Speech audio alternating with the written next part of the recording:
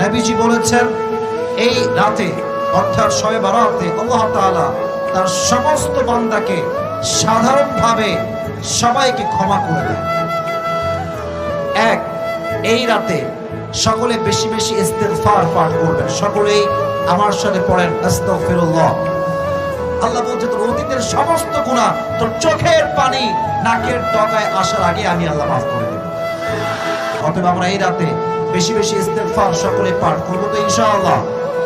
এক, দুই নাম্বার, এই রাতে আমরা কবর জিয়ারত করতে পারি, বাট এটা আমরা ইন্ডিভিজুয়ালি করব। অনেকে দেখবেন দল বেঁধে 20 জন 30 জন মিলে যায় সবে বরাতে রাতে, আছে না নাই? বলেন বলেন বলেন। এটা বেদাত, একা যাবেন। দুই নাম্বার। তিন, এই রাতে সকলেই নফল ইবাদত করবেন।